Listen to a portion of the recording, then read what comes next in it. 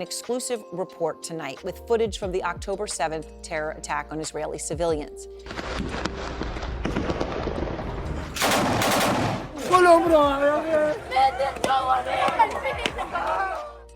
Welcome to The Lead, the New Lines magazine podcast. I'm Lydia Wilson, and this is a podcast where we delve into the biggest ideas, events and personalities from around the world. It is almost 4 months since Hamas attacked Israel on October the 7th, killing over 1,200 people. Hundreds more were kidnapped and taken back into Gaza by Hamas to be held as hostages. The ensuing response from Israel has been devastating, and Gaza's health ministry has reported over 26,000 deaths at the time of recording. Bringing the two sides together has proved a hugely difficult, though not impossible, task. A week-long ceasefire at the end of November saw some of the hostages return to Israel in return for a temporary pause in the fighting. The ceasefire was brokered by the small Gulf state of Qatar. Recent news is that Hamas is considering a proposal, hammered out in Paris with Egypt, Qatar and America as joint mediating partners, for further prisoner releases in exchange for a break in the fighting. Should that kind of a swap be entertained with terrorists? You know our policy on that, Michael. We don't either negotiate or make exchanges or pay ransoms. We don't negotiate with terrorists.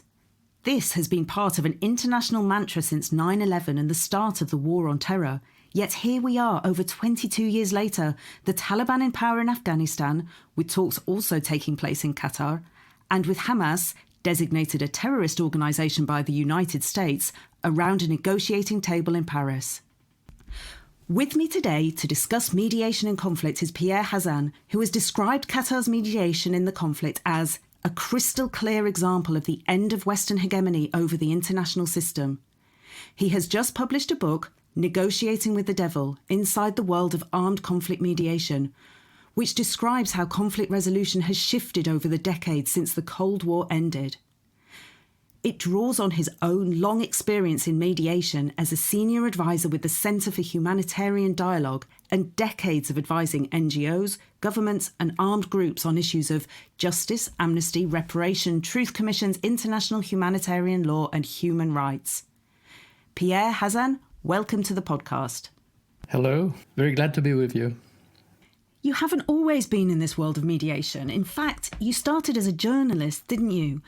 So can you explain what led from war reporting to attempting war prevention? I was always interested by conflict and trying to understand the dynamics of societies, why they get divided, and why sometimes we are able to find ways to reconstruct and to reconcile.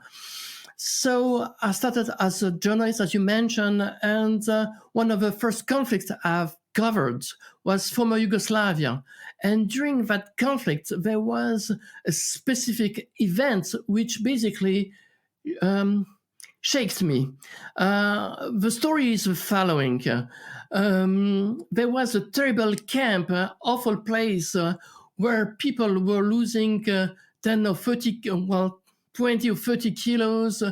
Some were killed. So the situation was extremely grim. And there was some negotiation and some mediation. I was not part of it. But at one point, I was embedded with a team of a humanitarian team, and we received an instruction, which was the result of a mediation. And the instruction was a third of the 2,000 inmates could be freed, and you have to select them. And for us, it was quite a shock. How are you going to select people who will be free and some who will remain in this awful place and may die as a result? It was a kind of life and death decision. And so it was for us, I think, extremely difficult to be part of this process. And somehow all of us were thinking of Sophie's choices and felt very, very badly about it. But it's what we did.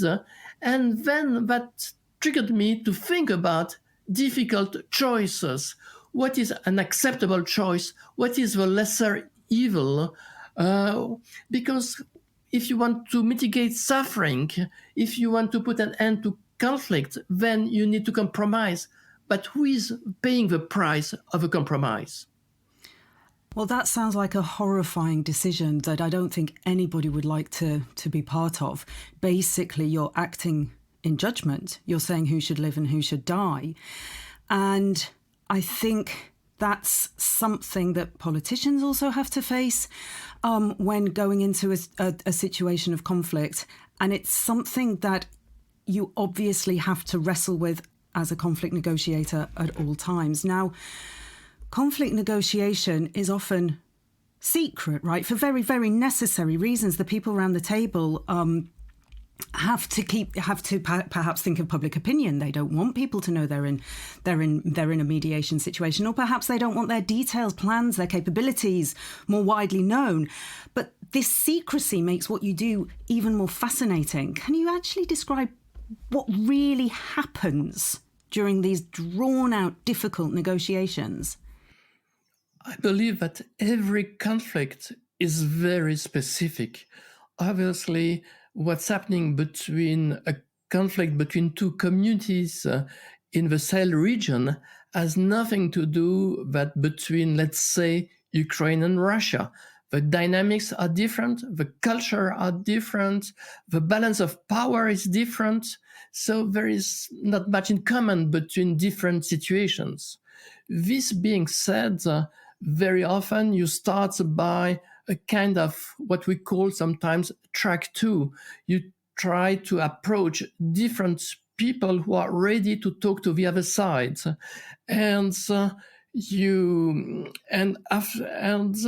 a period of testing the different red lines to better understand the dynamics of each side. Don't forget that each side has also victims, people who have been people who are still missing. So there are a lot of internal, possibly contradictions in each side. So you need somehow to better understand who you are in front of you, what is his position, to which extent this person is strong enough to carry a peace process. And so on the one hand, you need obviously confidentiality, especially in the first steps, but then there could be a tension between confidentiality in order to be effective, and in the same time to let the society know that something is happening.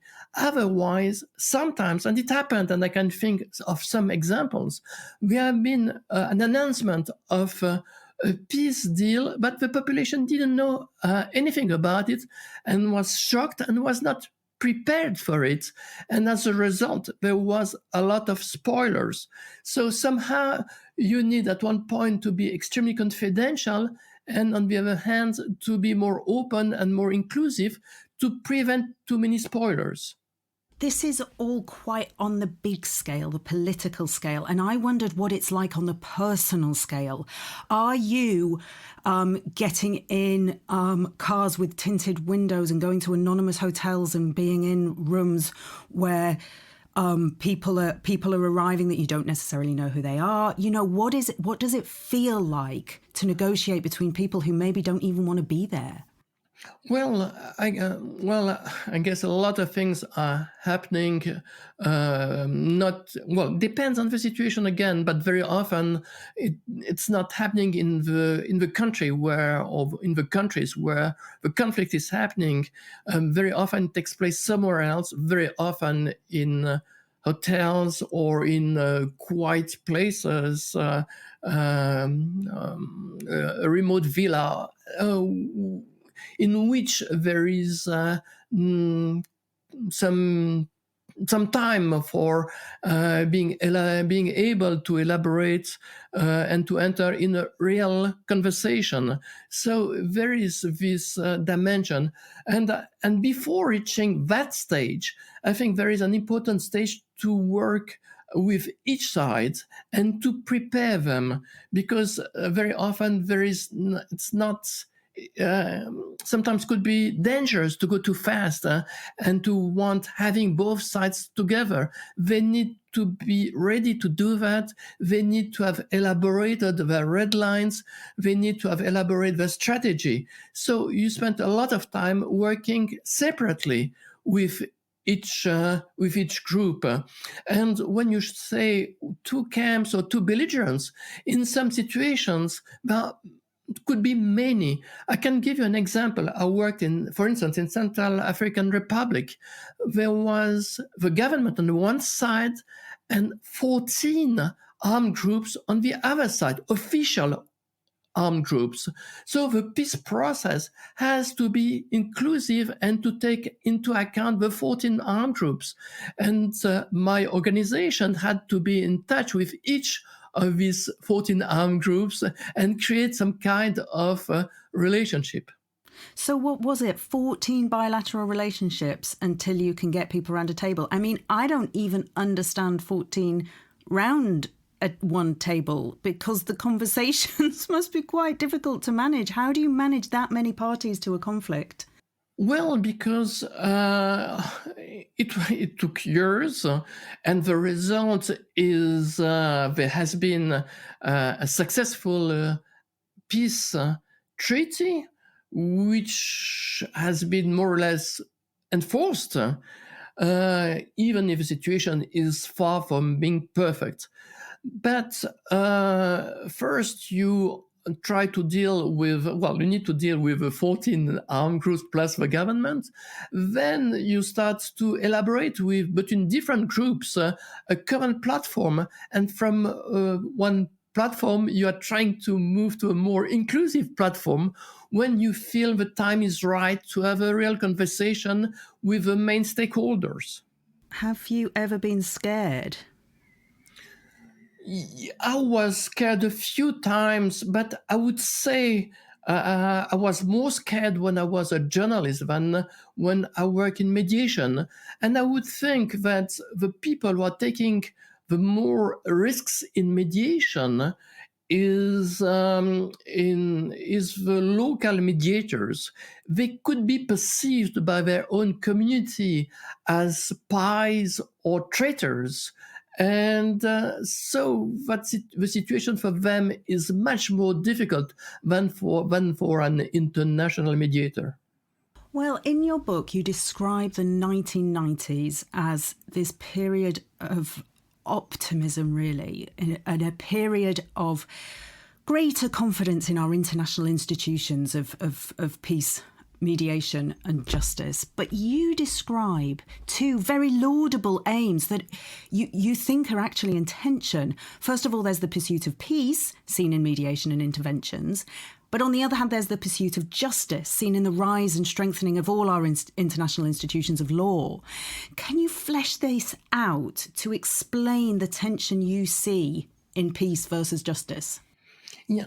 What is really amazing in the 90s, that there is a new concept which is appearing, is to have international justice in a time of war. It's something which never happened before, and that created a totally new situation. Let me give you a very vivid example for me. At the time, I was still a journalist, and I was covering the war in Bosnia-Herzegovina, including the peace process happening in Geneva in the UN building. And on the 8th floor, there was a reception on the peace with main actors of the war. There was Milosevic, Mladic, Karadzic, Izetbegovic, Tudjman, all basically the presidents and military leaders of former Yugoslavia who were at war. And on the basement, there were some people trying to think how to indict war criminals. And you could see that there was some kind of schizophrenic moment in the UN life. And I remember seeing a Western ambassador coming to me and saying, it's so bizarre. I just had a whiskey with Milosevic, and there are some people here who want to indict him. So explain me, how does it work? I mean, do we want to make peace or or to have this man behind bars? So we see that this tension happened. I mean, that was the beginning of the tension between peace and justice. But I want to push back on that just a little bit, because for a couple of very different reasons. One is in very, very unequal situations when, for example, you draw in your book, you draw on the example of Syria quite extensively. And that's a situation where for the vast majority of the conflict, the balance of force has been overwhelmingly on the side of the regime and its allies. And then, of course, we have the current situation in Gaza, where it's the same situation in terms of the balance of military might. And I wonder if these actions of pursuing justice, of pursuing war crimes, of breaches of international law, of breaches against human rights, actually act as a little bit of a balance to the side of to balance out the military force, which is in many places very, very one-sided. I wonder if that can be a tool eventually for mediation, because there's a stick there as well as the carrot, basically. I think you are totally right.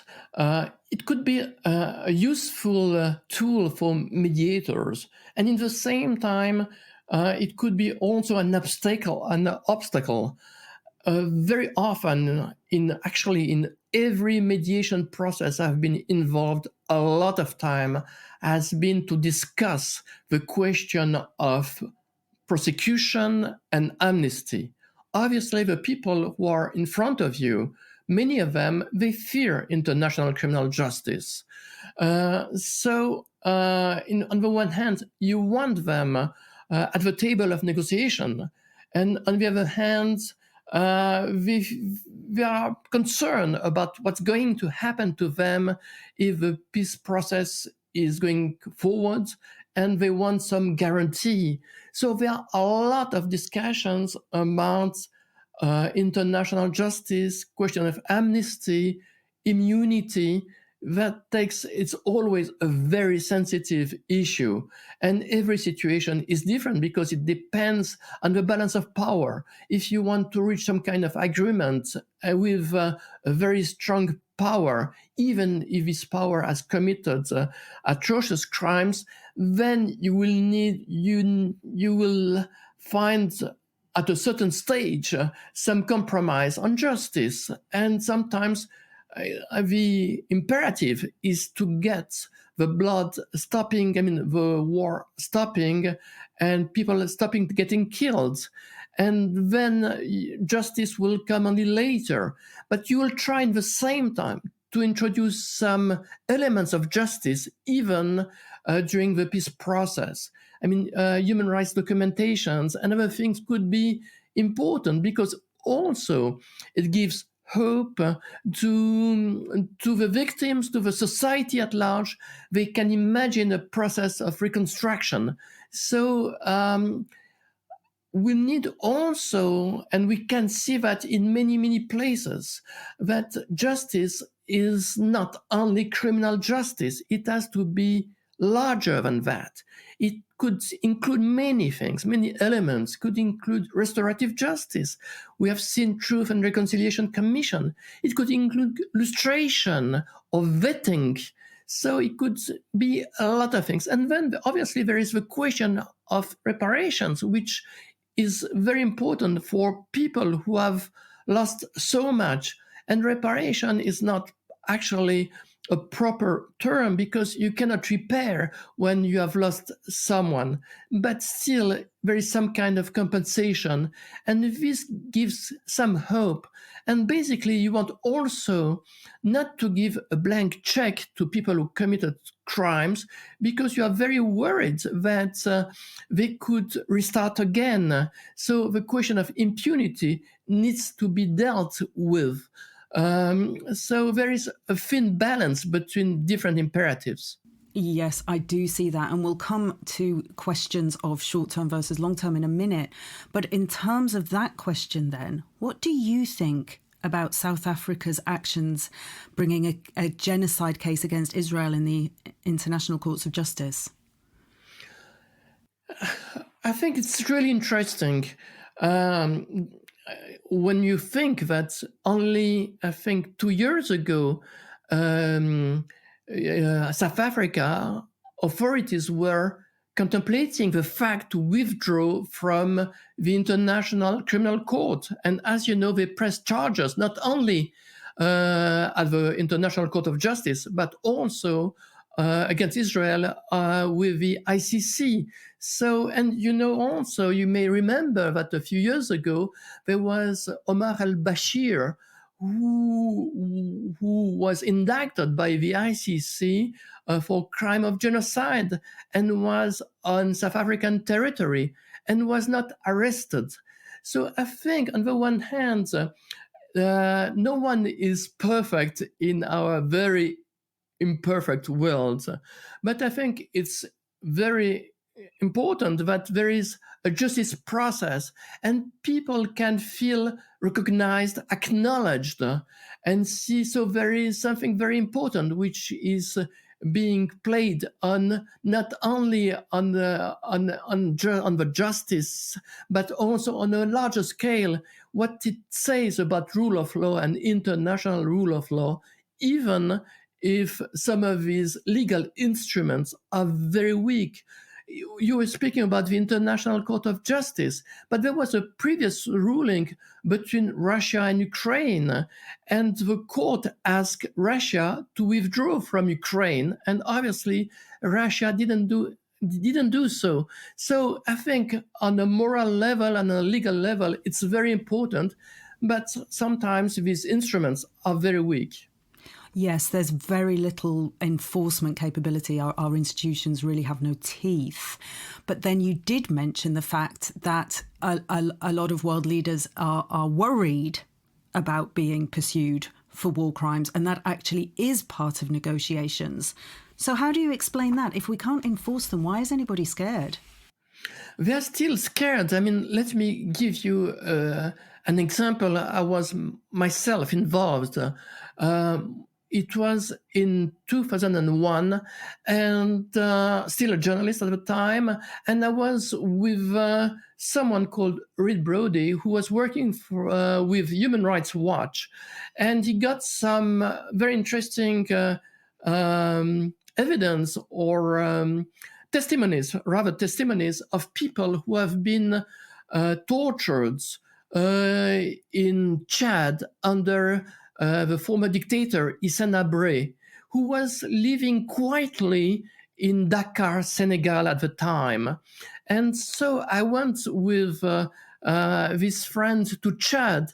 And it's a long story, but basically we were able to find we went to the headquarters of a former political police and found all the archives. Basically, it was the archives of terror of Chad. And that was basically the evidence to indict Hissène Habré, the dictator. And it took a lot of time. It took 15 years. A special tribunal has to be created to put him on trial. So there was the creation of the African Extraordinary Chambers to put on trial Hissène Habré for war crimes, crimes against humanity, and even for rapes he committed himself.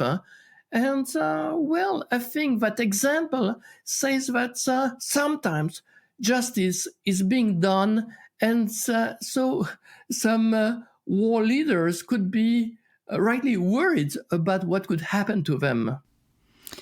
Well, then let's go to back to the specific example of Israel. Now, the ICJ has ruled. 15 out of 17 of its judges said that it was plausible Israel was committing genocide, and they ordered Israel to prevent genocidal action. Well, I disagree with you. It's not totally correct. The court didn't say that Israel has committed genocide. It said that it has jurisdiction to see if Israel has committed jurisdiction, to see if Israel has committed genocide. Right. And I mean, plausibility was in the ruling, but what I want to ask about is mediation, in terms of mediation specifically. Is this likely to have... So headlines around the world were incredibly divided on this issue. There seemed to be no consensus of what this actually meant for either the Palestinian population or the conflict long term. People said, oh, this is a wake-up call to Washington. People said, oh, this is a legal victory, but is going to result in more lives lost. So there was a lot of a lack of clarity about this, what this ruling actually implied for the future. So you, as a mediator, how do you see it? Do you see it as more pressure on Israel? Do you see it as a potential tool in future mediation efforts? What do you think the result of this action is? I think it was not a ruling, it was provisional measures. And I think it sent a very strong signal to the Israeli army to be much more careful in trying to target Hamas fighters and leadership in Gaza. The number of victims, civilian victims, are obviously shocking, and so I think it sent a very strong signal. To which extent will it be implemented? This has to be seen. But it's true that Israel and Gaza is such a polarizing conflict. And so a lot of people have very different perspective. Some would like the court to have been much more, to have been much stronger, condemning Israel and asking for a ceasefire. That's something the court didn't do. And some others considered that the ruling of the provisional measures were too strong against Israel. But still, I believe it will have an effect. And it is taking place at a very specific moment. We have at least 3 different tracks of mediation happening currently. One is basically trying to negotiate a ceasefire, maybe not permanent ceasefire, but a ceasefire against the liberation of a number of hostages. Then there is another track which is more about the reconstruction of Gaza. And I believe here there is a lot of discussions between the Saudis and the Americans. Saudi Arabia could possibly recognize the state of Israel if there is some kind also of political solution, or at least some political roadmap to end the conflict. So there are a lot of different discussions happening now. And this is happening also on the backdrop of the provisional measures of International Court of Justice. So I believe it has some impact. Well, this you've mentioned a few times now, that the aims of conflict mediation are often extremely immediate. It's to stop the bloodshed.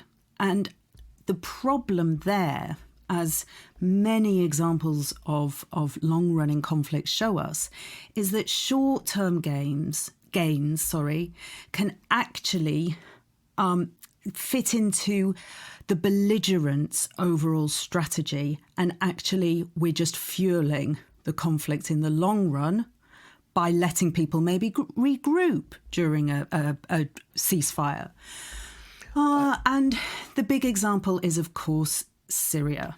Now, your organisation, the Centre for Humanitarian Dialogue, actually was a major player in brokering certain short-term deals in Syria, along with the UN. And primary amongst that was organising the evacuation of civilians from areas who had been starved and bombarded until submission. And There was no question of them fighting back. There was no question of them winning militarily, of course. And what the deals did was allow them to be bused to other places, often to be bombed there. I think people from Homs were taken to Aleppo. Aleppo was the next to be bombed. People from Aleppo were bused to Idlib, which is still under bombardment until this day. An accusation that can be made, an argument that can be made, is that mediation has extended the long-term suffering in response for short-term gains. How do you live with that ethical dilemma? It's exactly what I tried to discuss in the book. I think my conclusion basically is the right of life overrides every other right. So what you try to do is to save life because it's the most you can do at a specific moment. You want a real solution, but sorry? You're risking lives in the future, potentially more lives. I wouldn't say that. Let me explain a previous example, which I think help to understand also where we are today in the thinking. This has to do with Srebrenica.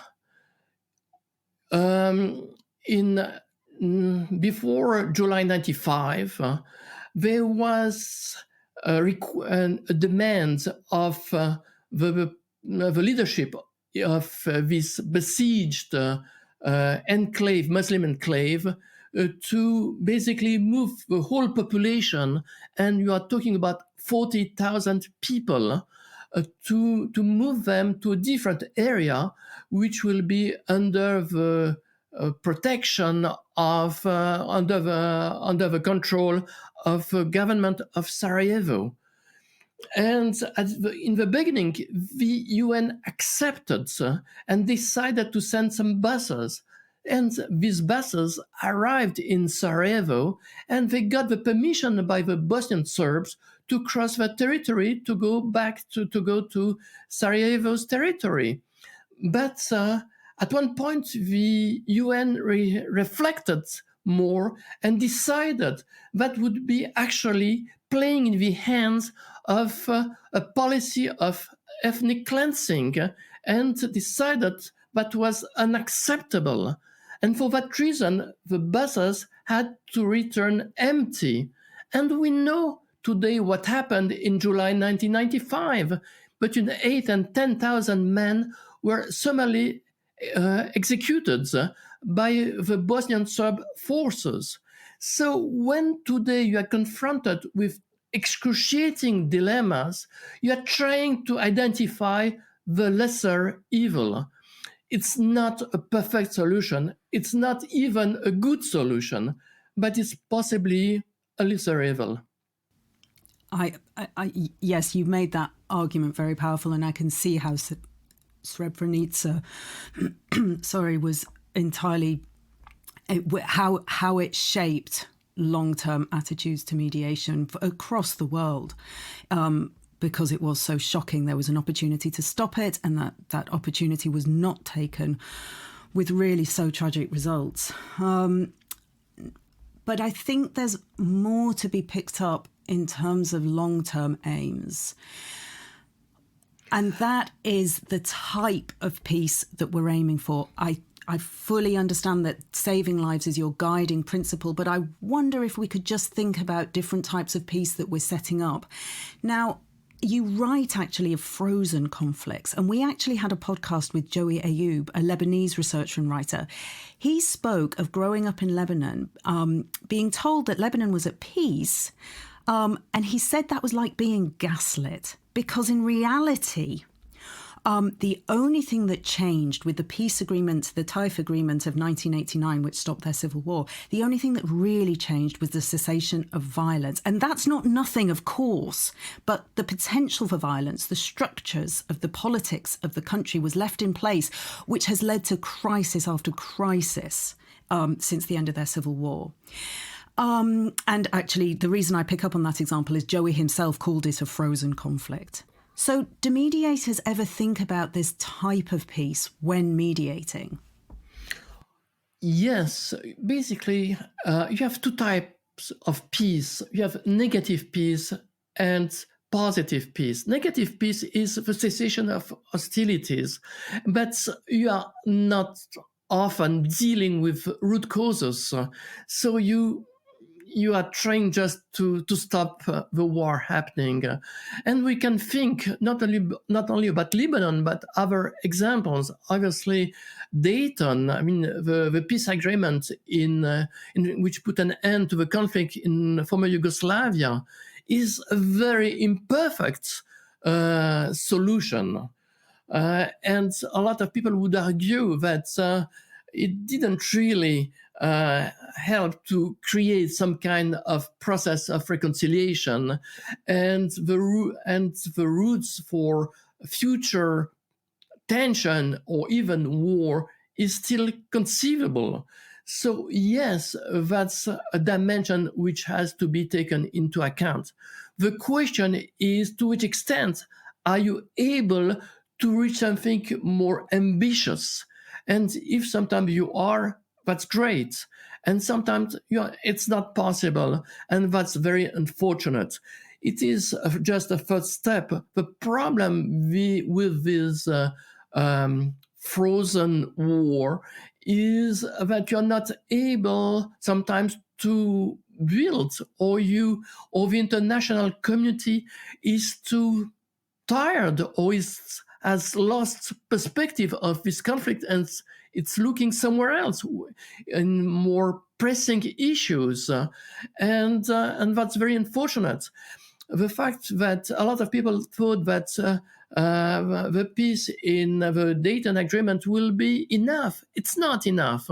And we know if, I guess, Putin would have succeeded in the first few weeks in Ukraine, very likely we would have possibly another war in the Balkans. So we see how fragile the situation is.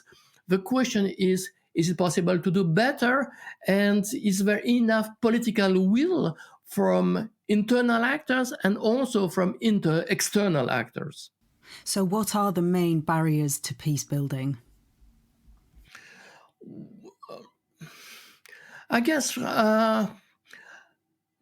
well, you have different layers. You have layers. I mean, every conflict is different. So in some countries, it's a question of land territories. In other situation, it's more about power sharing or about identities. So you need to identify what in each situation are really the root causes and try to address them. And let me take, you are mentioning the Palestinian-Israeli conflict. And if we think about Oslo, it's a very interesting example, because with Oslo I and Oslo II, the decision was taken to deal with the difficult matters later. It was postponed, the discussion on Jerusalem, on the right of return, on the settlers living on the occupied territories. And by postponing critical issues, you are just somehow playing in the hands of the spoilers, who are part of the population which think that the real issues are not being discussed. So you see how sometimes it's difficult to find the right to discuss the most difficult issues in the beginning. You want to postpone them later, but also it could be very dangerous and counterproductive. Yeah. You're kicking the can down the road, yes, and building resentment potentially in the process. And so you've tracked great changes over the decades you've been observing this field. You've seen the war on terror completely change the landscape of what's possible in mediation, because anything labelled terrorist is automatically excluded from negotiations, making settlements absolutely impossible. We've actually had Jonathan Powell on the podcast. You mentioned him. Yes, you're smart. Yes, you mentioned him in your book. He thought it was utterly ludicrous to exclude fundamental actors from conflict negotiations, and he points to his own experience in Northern Ireland. There could never have been a peace process ever without the IRA being round the table. And it seems very obvious to say that in retrospect, and yet the lesson wasn't learnt around the world, partly because of the legal ramifications of the war on terror, which also affected hugely the scope for humanitarian action, because the onus was on the humanitarian organisations to prove they weren't funding terrorists, which could have been a slice of bread. And then, of course, what we've seen more recently, for a number of reasons, is the fragmenting, the diminishment of Western hegemony, in particular American hegemony, partly the loss of legitimacy through failed interventions such as Iraq and Afghanistan, partly because of economic changes across the world, the rise of East Asia, a whole multiplicity. So I know this is extremely complicated, but can you see where we're going in terms of mediation? Well, as you mentioned, there used to be one or two big guys in the block, and now there are a lot of them. There are a lot of regional powers who are trying to pursue their own interest and are strong enough to do so. So that's creating more insecurity, and we see the defense spending rising and rising. So it means that a lot of peace processes, like in Colombia, will unfortunately become less and less common, as more of even local conflicts tend to be internationalized. If you think about Sudan, it's not only about local actors. It's about so many actors, regional and international actors. If you think about Libya, I don't know how many actors are they. You can speak about Turkey, Russia, the US, Egypt, the UAE, and so on and on and on.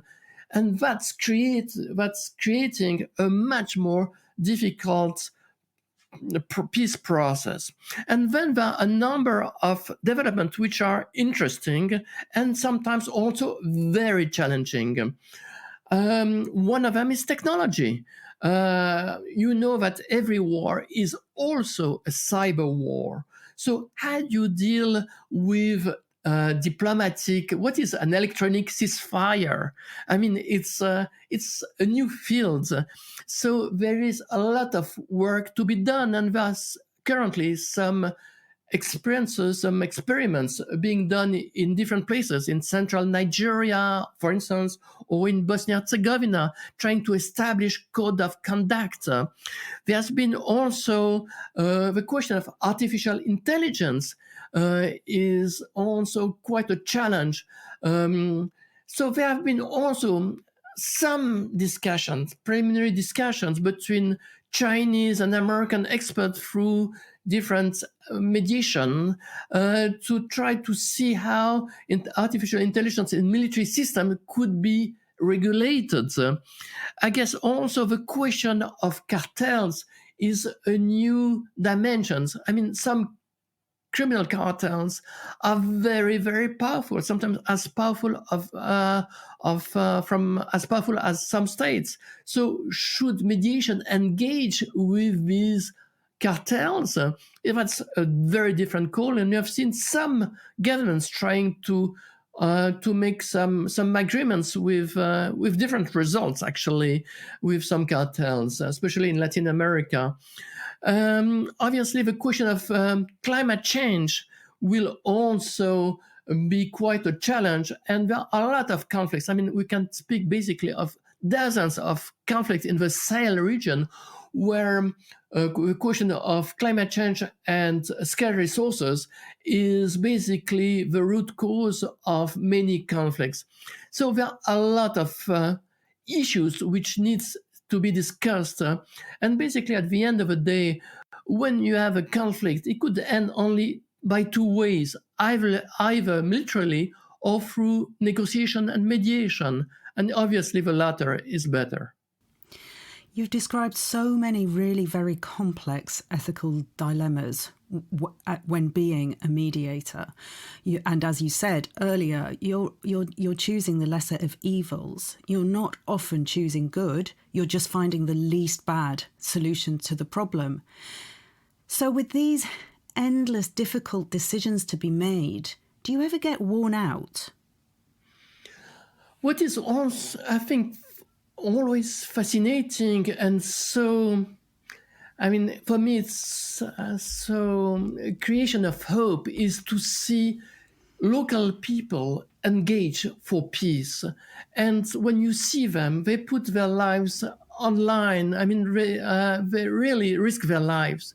And, and when you see that, you can just have respect for them and you are trying to help them, because at the end of the day, these people will be able to reconstruct their own society. And I find it's totally admirable. Oh, so you still have hope. Yeah, I do. Pierre Hazan, thank you very much for joining us. Thank you so much, Lydia. Pierre's book, Negotiating with the Devil, Inside the World of Armed Conflict Mediation, is published by Hearst and available in all good bookshops. This week's episode was produced by Finbar Anderson and hosted by me, Lydia Wilson. For more like this, subscribe to The Lead on your favourite podcast app or visit our website, newlinesmag.com. Thank you all for joining us.